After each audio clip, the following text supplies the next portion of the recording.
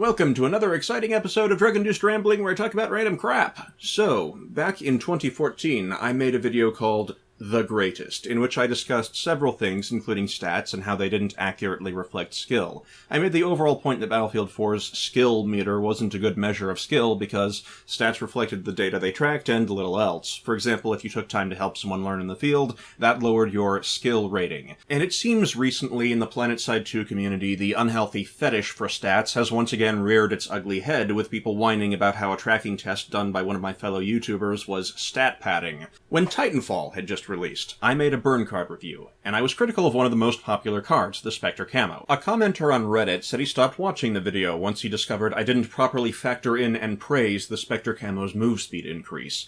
However, the reason I didn't praise the move speed increase was because it didn't exist. The Spectre Camo speed increase was an urban myth that developed, which later showed up in a Titanfall Mythbusters video. But he would have been happier had I simply lied and praised the move speed increase. That was the answer he wanted when he clicked the review link. He wanted to hear how great his preferred choice of cards was.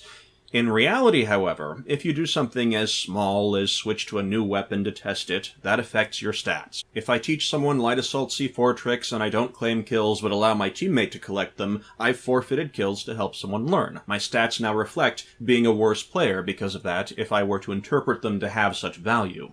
So I'd like to point out something.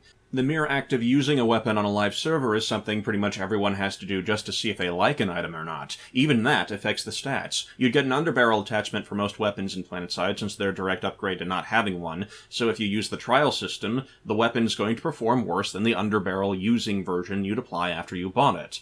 Some time ago, I put a 6x scope on the T5 AMC, and I was asked why. I wanted to test how it worked with HVA and a suppressor. I expected it wasn't going to be a great success, but I wanted to see what would happen. Now suppose I developed a fixation on stats and quantified skill based on, let's say, score per minute.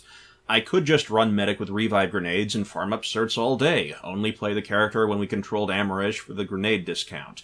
Would that be an accurate representation of skill? Isn't a fixation in such a manner not itself altering the stats?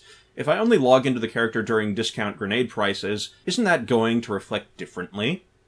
Some people have a hard time understanding that, in many cases, the best test results will be those conducted via live server. A request that tests be confined to PTR only is essentially a request for info to be less accurate, and that's before counting the logistical issues such as more people being available on the live server. If you played since launch, you may remember the 2013 Ultimate Empire Showdown, which showed just how poorly the servers were running. In those dark days, Terran weapons had a degree of extra utility, because the extra 10 rounds helped a lot against targets that were warping around. Suppose a latency-related issue like this were to occur at some point in the future. You wouldn't necessarily discover it if you did all your testing on a PTR running a different build with non-definite changes, which would be only one of several new concerns. So before we place stats on an undeserved pedestal, let's remember that it comes with an information tax, and ask ourselves if paying it is worthwhile. For those of you that haven't rate unsubbed, I'll see you next time. Later, YouTube.